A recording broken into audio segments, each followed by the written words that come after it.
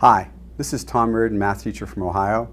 I want to show you how I use TI Nspire activities in the mathematics classroom. Today we're going to look at vertex and factored form of a quadratic using the TI Nspire CX handheld. This is one of over 1,000 activities at that website. The following are two quadratic equations in vertex form. The first one with numbers in it, the second one is the generic AHK, or vertex form as sometimes we call that. We want our students to understand how changing the values of the parameters for either A, H, or K affect the graph, and see those patterns there. So our students are going to investigate this using the TI Nspire CX handheld. Now, this is the old way. This is how I taught for many, many years. I would spend an entire period of the class having my students graph y equals x squared, y equals x squared plus 1, y equals x squared plus 2, y equals x squared minus 1. And we would graph them, we'd make a table, we'd do all those things. And by the time we had done about 6 of them, I would ask them, do they see a pattern? And usually, after doing that took 30 minutes, they lost what we were trying to get, okay? It just took too long to get there. So the new way is with TI Nspire, we can use something called sliders to be able to have students investigate what all the parameters do. So this is that one. Let me bring it up. I'm using an emulator, the TI SmartView emulator for TI Nspire. And so I'm going to be using this on an interactive whiteboard, but the students would be doing this on his or her own individual handhelds. So it says examine the effects of parameters on the vertex and determine which form to use when solving problems. So I'll advance to the next page.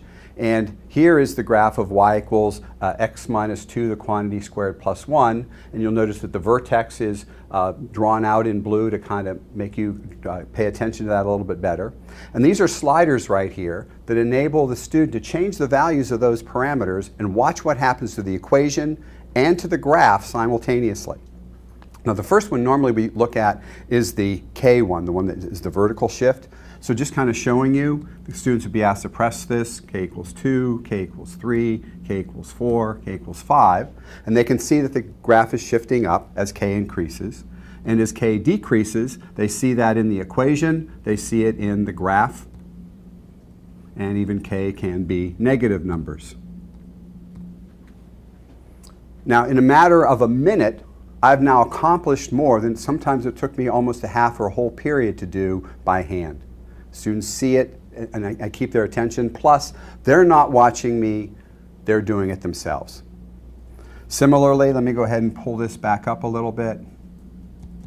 I can also look at the H parameter, the one inside the quantity squared. And so as I increase H, x minus 3, the quantity squared, x minus 4, you can see that the graph is shifting to the right. And as H decreases, it is shifting to the left. Here it's at the vertex is at negative 1, 0, y equals x plus 1, the quantity squared, plus 0. And again, after doing this for about a minute, the student gets it, understands what the horizontal shift is and how that's affected in the equation. And then finally, let me go ahead and move this one back a little bit. I can also look at the coefficient, the A value, and see if I increase A, how that makes the parabola narrower, because it's going up faster. And then I can also decrease the value of A, and you can see how that makes the parabola wider. Now I'm going to go down to 0. 0 is kind of a silly one here. We just get the graph y equals 0, or the x-axis. But for negative values, you can see that the curve now opens downwards, and as the absolute value of A gets larger, the graph gets narrower. And these three parameters are now being investigated all singly in the same period, and we've not been able to do that easily by hand before. And not only that, we can now investigate combinations of them. For example, if I have y equals negative 1/2 times the quantity x minus 1 squared plus 0, what happens if I increase K to 1, to 2, to 3? What happens if I make H decrease to 0, to negative 1, and so on? And then what happens if I make the value for A increase again? So now I can look at 3 parameters and how they're affected, or 2, or a combination of them, and investigate that. Students are making their own generalizations, they're creating their own learning, and they're all working at their own pace on their own handhelds.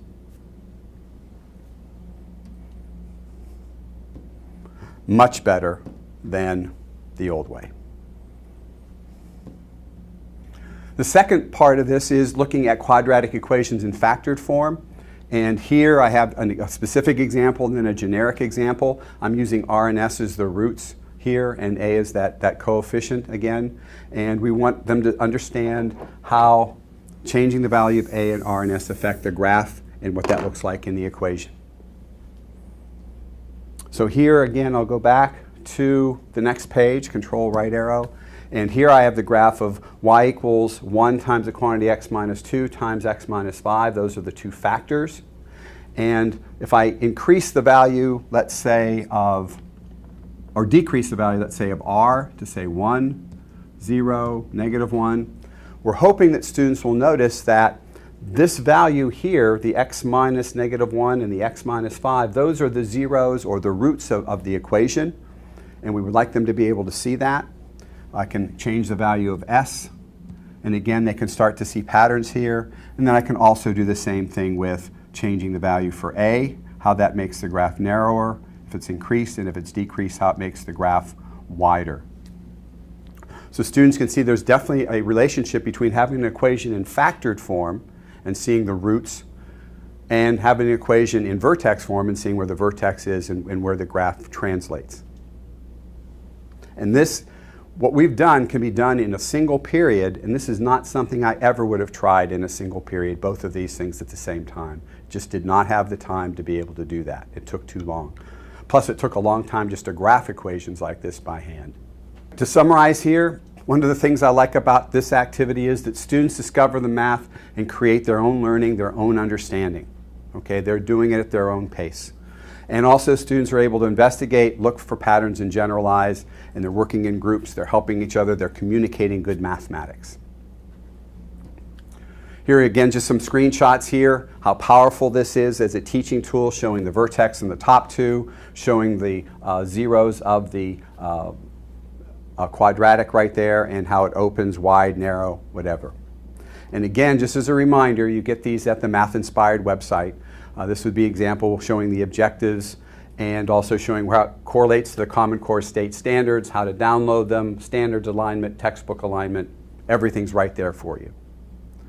So I hope you enjoyed our presentation today, and thanks for watching the video.